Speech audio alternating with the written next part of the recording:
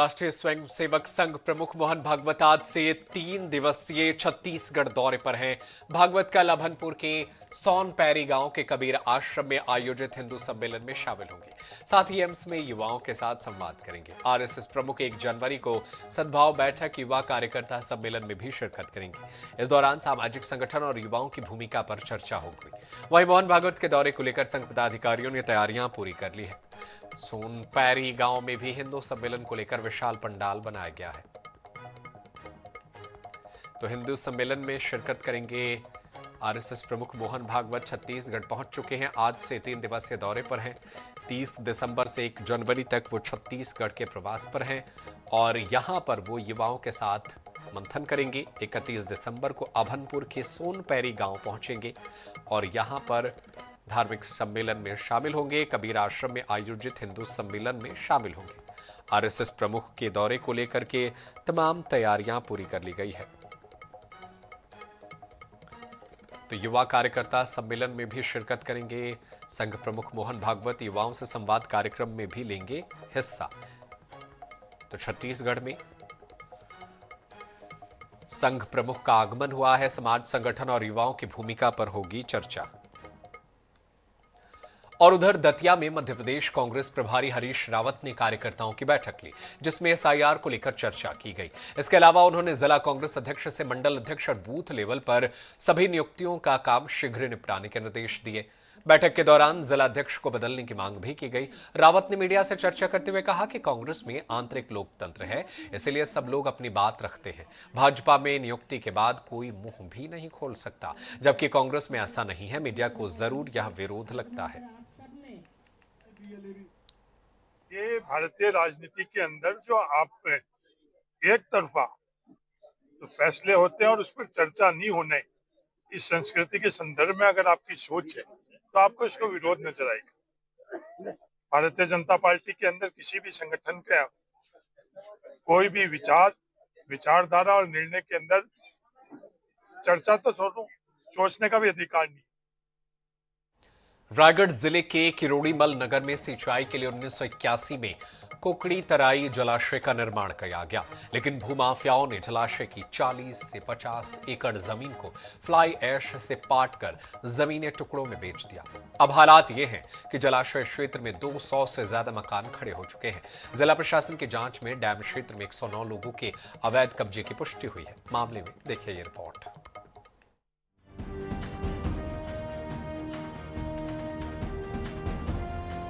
किरोड़ीमल नगर के कोकड़ी तराई जलाशय की जमीन पर धड़ल्ले से अतिक्रमण हो रहा है। खास बात यह है कि भूमाफिया उद्योगों से निकलने वाली फ्लाई ऐश का उपयोग खुलेआम पाटने में कर रहे हैं। अब तक हजारों टन फ्लाई ऐश जलाशय में डालकर जमीन पर कब्जा कर लिया गया है। वहीं स्टाम्प पेपर में लिखा पढ़ी कर कौड़ियों के दाम जमीन बेचने का सिलसिला बदस्तूर जारी है। यहाँ अब तक लगभग 200 से 300 मकान बन चुके हैं। जलाशय का तकरीबन 40% हिस्सा समतल हो चुका है। आश्चर्य की बात यह है कि राजस्व विभाग के अधिकारियों को इसकी जानकारी होने के बावजूद कार्रवाई नहीं की जा रही है, जिसका फायदा अतिक्रमणकारी उठा रहे हैं। फ्लाई ऐश खुले में डाल दिए जाने से तेज हवा चलने पर उड़कर आसपास के घरों में जा रहा है। स्थानीय लोगों का कहना है कि जलाशय पर लगातार कब्जा हो रहा है। कई बार शिकायत की, लेकिन कोई ठोस कार्रवाई नहीं हुई। किरोड़ीमल नगर की निरंतर विगत वर्षों में बढ़ते गए हैं, नए नए मकान बनते गए हैं। बहुत सारे यहाँ पे जिंदल में जो कार्य करने आते हैं, यहाँ रचते बसते गए हैं, तो नगर की जनसंख्या काफ़ी बढ़ती गई है। ऐसी स्थिति में हमारा कोकड़ी तराई जलाशय के ऊपर में बेजा कब्जा होना बहुत ही चिंता की विषय है, क्योंकि मैं अभी वर्तमान में भी नगर पंचायत किरोड़ीमल नगर में वार्ड क्रमांक 7 से भारतीय जनता पार्टी का पार्षद हूँ और समय समय पे हम लोग शासन को ये सूचना देते रहे कि कोकड़ी तराई जलाशय में बेजा कब्जा हो रहा है, उस पर कार्रवाई करिए, लेकिन ठोस कार्रवाई अभी शासन की तरफ से कोई देखने को नहीं मिला है। पहले की स्थिति में भाई बहुत ये था, बड़ा था और सिंचाई भी होता है। अब 3-4 गांव तो सिंचाई भी होता है उसमें, लेकिन भूमाफिया द्वारा ये जो डस्ट गिरा के ना पाट रहे हैं और स्टाम्प, खाली स्टाम्प में अपना लिख के अपना ये बिक्री कर रहे हैं। मामले में जिला प्रशासन का कहना है कि कोकड़ी तराई जलाशय में फ्लाई ऐश डंप किए जाने की शिकायत मिली थी। इसकी जांच रिपोर्ट संबंधित नायब तहसीलदार से मंगाई गई है। प्रशासन के अनुसार शासकीय भूमि पर अतिक्रमण का प्रकरण अतिरिक्त तहसीलदार न्यायालय में विचाराधीन है। सभी संबंधित लोगों को नोटिस जारी किया गया है। तराई जलाशय में राखा डंप किए जाने का शिकायत प्राप्त हुआ था, जिसके संबंध में अभी जांच रिपोर्ट मंगाई गई है। अभी संबंधित तहसीलदार नायब तहसीलदार के माध्यम से जांच रिपोर्ट प्रस्तुत की जाएगी, फिर उसके पश्चात उसमें विधिवत कार्रवाई की जाएगी। वहां पर शासकीय भूमि पर अतिक्रमण की भी शिकायत प्राप्त हुई है, जिसके संबंध में अभी अतिरिक्त तहसीलदार न्यायालय में मामला विचाराधीन है, जिसमें संबंधित व्यक्तियों को नोटिस जारी करके विधिवत कार्रवाई किया जा रहा है। प्रशासनिक उदासीनता का फायदा उठाते हुए एक बार फिर भूमाफिया सक्रिय हो गए हैं और जलाशय की सूखी जमीन को पहले ही बेच चुके हैं। अब जल भराव वाले हिस्से को पाट कर कब्जा किया जा रहा है। यदि समय रहते कार्रवाई नहीं हुई तो कुछ ही माह में कोकड़ी तराई जलाशय का अस्तित्व ही समाप्त हो जाएगा। साथ ही क्षेत्र में जल संकट गहरा सकता है। रायगढ़ से अमित गुप्ता की रिपोर्ट। अंबिकापुर के सरगवा गांव में 28 दिसंबर को चौंकाने वाली घटना घटित हुई, जहां रेबीज संक्रमित कुत्ते ने एक बकरे को काट लिया, जिसके बाद संक्रमित बकरे की बलि देकर उसका मांस ग्रामीणों को परोस दिया गया। बता दें कि रेबीज संक्रमित बकरे का मांस खाने से गांव के 400 लोगों में दहशत है। ग्रामीणों का आरोप है कि सरपंच और उप सरपंच ने गांव के ही रजवाड़े से बकरा खरीदा था, जो पहले से ही रेबीज संक्रमित था। ग्रामीणों ने स्वास्थ्य विभाग से गांव में जल्द से जल्द हेल्थ कैंप लगाने की मांग की है। वहीं मामले में सरपंच और उप सरपंच सवालों से बचते नजर आए। इधर ग्रामीणों ने प्रशासन से दोषियों पर सख्त कार्रवाई की मांग की है।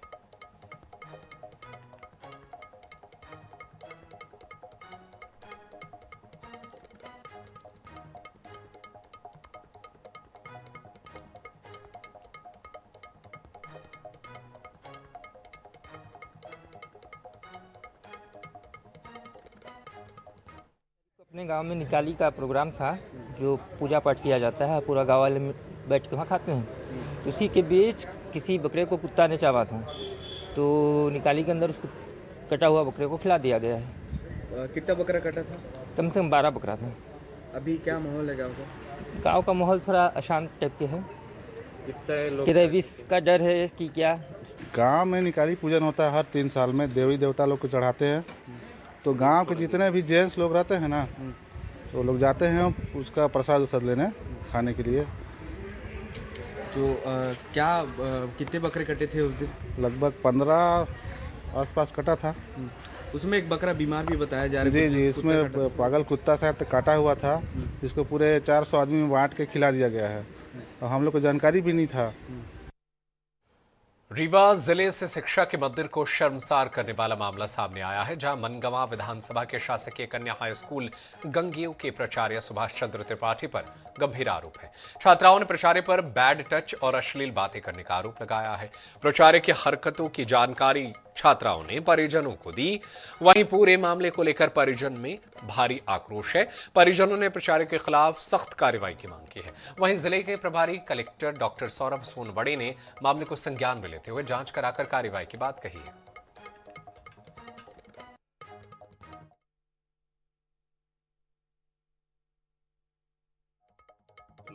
क्या समस्या हो रही विद्यालय में आपको? वो गलत जगह पे हाथ लगाते हैं। कौन? Principal sir. क्या नाम है उनका? सुभाष त्रिपाठी। कब से इस तरह से कर रहे हैं? 2 साल से। इसके पहले आप लोगों ने शिकायत क्यों नहीं किया? इसलिए नहीं किया, जब तक सहा तो सहे, फिर नहीं सहा तो बोल दिए। वो यहाँ कंधे पर हाथ रखते हैं और गलत जगह पर टच भी करते हैं। अच्छा, ये कब से कर रहे हैं इस तरह से? ये 2 साल से हो रहा है। तो आपने पहले शिकायत नहीं किया? सभी बच्चों के साथ करते हैं? सभी बच्चों के साथ इस तरह से व्यवहार होता है? सभी के साथ होता है। तो और बच्चे? सर, ये प्रिंसिपल सर बहुत गंदी नज़र से देखते हैं और गले में हाथ लगाते हैं और इधर उधर जब देखो बोलते हैं कि तुम लोग की मोटाई बहुत चढ़ रही है। ऐसे लोग सब कुछ बोलते रहते हैं हमेशा। उल्टे सीधे सब कुछ? हाँ, और हम लोग की तारीफ भी कभी नहीं किए, हमेशा बेइज्जती करते रहते हैं। अच्छा, क्या चाहती हैं आप? हम यही चाहते हैं कि हम लोग के साथ ये सब ना हो, ये गलत काम। सर, हम लोग को गलत बोलते हैं और गलत जगह टच करते हैं, और पढ़ाने आते हैं तो उटपटांग भी बोलते हैं। ये इस तरह से कौन करता है? Principal sir Subhash Chandra Tripathi. अच्छा, यस सर। पहली बार किए हैं कि काफी समय से? सर काफी समय, ये 2 वर्ष से चल रहा है। आप लोग कभी अपने अधीक्षक मैडम से बताया? सर अभी बताए हैं, पहले नहीं बताते थे, पहले डरते थे, पर अब बताए हैं। अब बहुत हो चुका है इन लोगों का। बच्ची ने बताया कि हमारे साथ गलत व्यवहार कर रहे हैं, हमारा सीना दाब रहे थे, अंदर हाथ लगा रहे थे। ये इस तरह से कौन करता है? स्कूल के पेश पर बड़े सर कार्रवाई होनी चाहिए। कार्रवाई ये हो सर, उसको सजा दी जाए। हमारे बच्चे के साथ बहुत गलत किए हैं। उसके ऊपर FIR भी होनी चाहिए क्या? जी। ये सूचना आपके माध्यम से अभी मिली है हमें कि ऐसी शिकायत करी गई है। ऐसी अगर शिकायत है तो काफ़ी गंभीर स्वरूप की शिकायत है। आज ही DPC के माध्यम से हम इसकी जांच कराएंगे और अगर इसमें दोषी पाए जाते हैं तो सख्त उसमें अनुशासनात्मक कार्रवाई प्रशासन द्वारा इंश्योर की जाएगी। शाजापुर जिले के लाल घाटी थाना क्षेत्र में पंडित बालकृष्ण शर्मा नवीन महाविद्यालय परिसर में मंगलवार को जमकर मारपीट की घटना सामने आई। घटना का CCTV फुटेज भी जारी हुआ, जिसमें 20 से 25 युवक छात्रों पर लाठी डंडों से हमला करते दिखे। मारपीट में 3 छात्र घायल हुए हैं, जिनका उपचार शासकीय अस्पताल में चल रहा है। कॉलेज प्रशासन और छात्रों में भारी आक्रोश है। प्रभारी प्राचार्य ने बताया कि हमले में शामिल आरोपियों की पहचान फिलहाल स्पष्ट नहीं है। छात्रों ने आवेदन देकर आरोपियों पर सख्त कार्रवाई और परिसर में सुरक्षा सुनिश्चित करने की मांग की है। लाल घाटी पुलिस मामले की जांच कर रही है और घायल छात्रों का मेडिकल परीक्षण कराया गया है।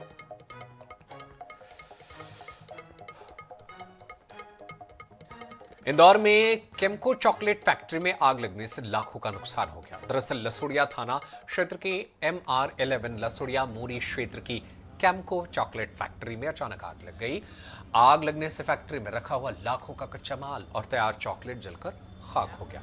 आग की सूचना मिलते ही दमकल विभाग की 4 गाड़ियां और पुलिस मौके पर पहुंची और आग पर काबू पाया गया। वहीं इस हादसे में अब तक किसी प्रकार की जनहानि की सूचना नहीं मिली है।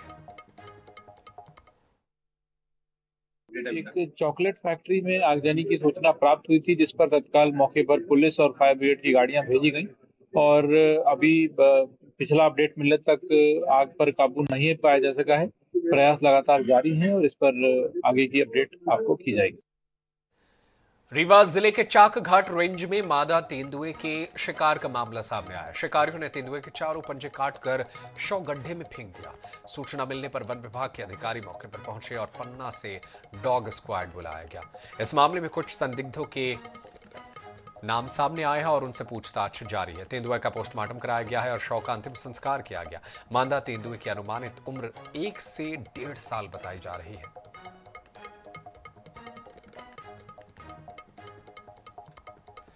महेश्वर जनपद पंचायत सदस्य चुनाव में बड़ी लापरवाही सामने आई है। दरअसल वार्ड क्रमांक 7 के जनपद सदस्य के निधन के बाद इस वार्ड से चुनाव होना था, लेकिन जनपद पंचायत के जिम्मेदारों ने चुनाव आयोग को वार्ड 7 की जगह वार्ड क्रमांक 9 की जानकारी भेज दी, जिसके चलते चुनाव आयोग ने वार्ड 7 की जगह पर वार्ड 9 में चुनाव करा दिया, जबकि वार्ड क्रमांक 9 में पहले से एक निर्वाचित सदस्य थे। पूरा मामला सामने आने के बाद महेश्वर जनपद पंचायत CEO समेत 2 कर्मचारियों को सस्पेंड किया गया है।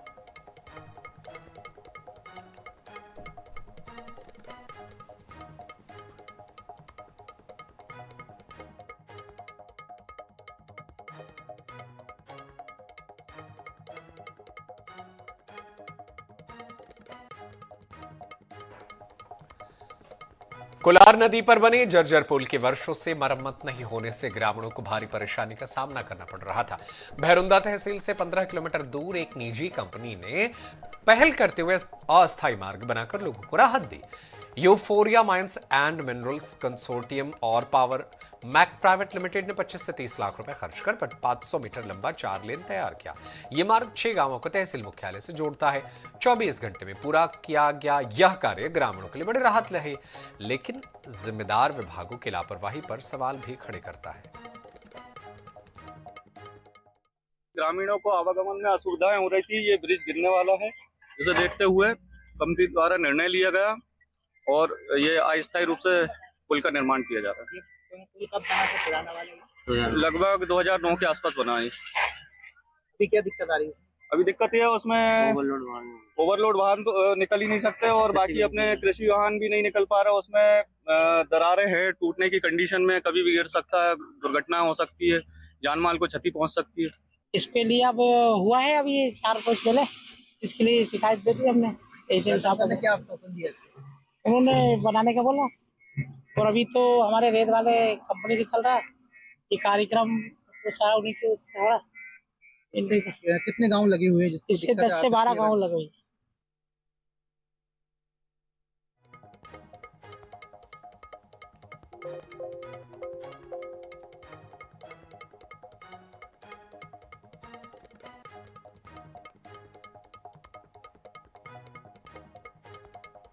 और चलिए इस बीच एक बड़ी खबर आप तक पहुंचाते हैं। राजधानी रायपुर से बड़ी खबर है, ईडी ने अंतिम चालान में कही अहम बात। पूर्व मंत्री लखमा और चैतन्य बघेल को लेकर ईडी ने अहम बात कही है। दोनों को घोटाले का पॉलिटिकल एग्जीक्यूटिव बताया। सौम्या चौरसिया को घोटाले का कोऑर्डिनेटर बताया। ईडी ने बताया शराब घोटाला 2883 करोड़ का हुआ, 382 करोड़ की संपत्तियों को किया गया अटैच। ईडी ने अंतिम चालान में बेहद अहम बातें कही है। पूर्व मंत्री लखमा और चैतन्य बघेल को लेकर अहम बातें कही है। दोनों को घोटाले का पॉलिटिकल एग्जीक्यूटिव बताया। सौम्या चौरसिया को घोटाले की कोऑर्डिनेटर बताया। तो ये बड़ी खबर आप तक पहुंचा रहे हैं। ईडी से जुड़ी हुई, शराब घोटाले से जुड़ी हुई ये बड़ी खबर है। ईडी ने बेहद अहम बातें कही है कवासी लखमा को लेकर और चैतन्य बघेल को लेकर। पूर्व मंत्री लखमा और चैतन्य बघेल को लेकर ये बेहद अहम बातें हैं। दोनों का घोटाले का पॉलिटिकल एग्जीक्यूटिव बताया है। सौम्या चौरसिया को घोटाले की और कोऑर्डिनेटर बताया। ईडी ने बताया कि शराब घोटाला 2883 करोड़ का हुआ। अब तक 282.82 करोड़ की संपत्तियां जब्त की गई हैं। तो ये बड़ी खबर आप तक पहुंचा रहे हैं। सौम्या चौरसिया को घोटाले की कोऑर्डिनेटर बताया गया है। भोपाल पुलिस के आंकड़ों के अनुसार साल 2025 में शहर में अपराधों में कमी दर्ज की गई। कुल अपराधों में 8% और महिला अपराधों में 11% की गिरावट हुई है। खासकर महिलाओं के साथ मारपीट और गाली गलौज के मामलों में 42% की कमी पुलिस की बड़ी उपलब्धि मानी जा रही है। हत्या और अन्य गंभीर अपराधों में भी लगातार कमी आई है। ड्रग्स के खिलाफ सख्त कार्रवाई से नशे के नेटवर्क पर अंकुश लगा है। पुलिस कमिश्नर हरिनारायण चारी मिश्र ने बताया कि 2026 के लिए विस्तृत रोड मैप तैयार है।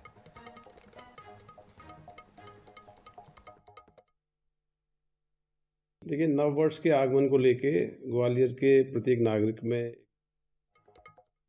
जिस उद्देश्य से कमिश्नर प्रणाली राजधानी भोपाल में लागू की गई थी, अब लग रहा है कि ये कहीं ना कहीं सफल होती दिख रही है। लगातार अपराधों में कमी आ रही है और इस बार भी देखने को मिल रहा है कि राजधानी भोपाल में 2025 में अपराधों में कमी आई है, खासकर अगर हम पिछले साल के मुकाबले देखें। इस वक्त हमारे साथ भोपाल पुलिस कमिश्नर हरिनारायण मिश्र मौजूद है, उनसे बातचीत करेंगे, समझेंगे। सर, इस बार भी अपराध में कमी देखने को मिली है, हर साल ये आंकड़ा गिरता जा रहा है, क्या कुछ खास रहा है इस बार के अपराध के आंकड़ों में? आपका कहना बिल्कुल सही है। इस वर्ष जब अपराधों का विश्लेषण किया गया है तो इसमें गुणात्मक कमी आई है और हर तरह के अपराधों में कमी आई है। खासतौर पर अगर पूरे अपराधों की संख्या भी हम देखें तो उसमें 8% की कमी पिछले साल के मुकाबले देखी गई है। और पिछले अगर उसके पहले के सालों को भी देखें तो इस संख्या में कमी और ज्यादा है। इसी के साथ साथ हत्या जैसे मामलों में कमी आना, खासतौर पर महिला संबंधी अपराधों में भारी कमी आना, जिसमें कि महिलाओं के साथ जो गाली गलौज और मारपीट जैसी घटनाएं हैं उसमें 43% के आसपास की कमी आई है। जो खासतौर पर छेड़छाड़ जैसी घटनाएं हैं लगभग 10% की कमी है। इस तरह जो गंभीर मामले हैं, जो महिला संबंधी अपराध हैं, उसमें लगातार कमी देखी गई है। इसी के साथ साथ जो बलवा जैसे मामले हैं, जो कानून व्यवस्था का द्योतक होते हैं, ऐसे मामलों में भी अगर हम देखें तो औसतन जो 18 से 20 घटनाएं होती थी पिछले 5 सालों से, वो इस वर्ष लगभग 5 के आसपास हो गई है। काफी उसमें भी कमी अंकित की गई है। इसी के साथ साथ पुलिस ने लगातार जो ऑर्गेनाइज गैंग्स हैं उनके खिलाफ बड़ी कार्रवाइयां की हैं। ड्रग्स के खिलाफ काफी कार्रवाई की है। लगभग हर ऑर्गेनाइज गैंग के खिलाफ पुलिस ने कड़ी कार्रवाई सुनिश्चित की है और इसका सीधा असर अपराधों में भारी कमी के रूप में देखा गया है। साइबर क्राइम के लिए लोगों को जागरूक करना, साइबर क्राइम में कमी आई है और रिकवरी काफी बढ़ी है। लेकिन फिर भी इस समस्या का स्वरूप चूंकि काफी बड़ा है इसलिए इसमें ज्यादा फायदा लोगों में जागरूकता ला करके अपराधों की कमी करना पुलिस का उद्देश्य होगा। साफ तौर पर देखा जा सकता है 2025 खत्म होने जा रहा है, लेकिन अब 2026 का जो रोड मैप है वो भी पुलिस ने तैयार कर लिया है। खासकर हम अपराधों की बात करें तो अपराधों में बड़े तौर पर कमी देखने को मिल रही है। खासकर अगर हम हत्या की बात करें तो हत्या के मामलों में 40 जो औसत होता था उससे भी नीचे इस बार 2025 का जो औसत है वो देखने को मिल रहा है। हालांकि पुलिस का कहना है कि कमिश्नर प्रणाली कहीं ना कहीं लागू हुई है, लेकिन फिर भी पूरी तरह से जो आंकड़े हैं वो 1 या 2 दिन में जारी पुलिस कर देगी। लेकिन फिलहाल साफ तौर पर पुलिस का दावा है कि जो आंकड़े हैं अपराध के वो कहीं ना कहीं कम हुए हैं। भोपाल से INH न्यूज के लिए कैमरामैन हरि के साथ गौरव गुप्ता। और 31 दिसंबर की रात new year celebration drink and drive के साथ हुड़दंग मचाने वालों पर ग्वालियर पुलिस ने तैयारी की है। ग्वालियर पुलिस ने अपील की है कि नए साल का स्वागत शालीनता के साथ करें, खुद को सुरक्षित रखें और दूसरों को भी सुरक्षित रहने दें। इसके लिए पुलिस मुख्यालय से मिले निर्देशों के बाद होटल्स, क्लब, ढाबों के संचालक और मैनेजर के साथ पहले ही मीटिंग की जा चुकी है, जहां सभी को कोर्ट की गाइडलाइन के अनुसार डीजे का इस्तेमाल करने के निर्देश दिए हैं। साथ ही जो भी नियम तोड़ेगा उनके खिलाफ कड़ी कार्रवाई की जाएगी। इसके लिए शहर में 50 से अधिक चैटिंग पॉइंट और 40 जिग जैग चेकिंग पॉइंट लगाए गए हैं। 2000 से अधिक पुलिस के जवान तैनात किए गए। वहीं 35 पुलिस कर्मियों की टीम भी बनाई गई है जो ब्रेथ एनालाइजर से सख्त निगरानी रखेगी।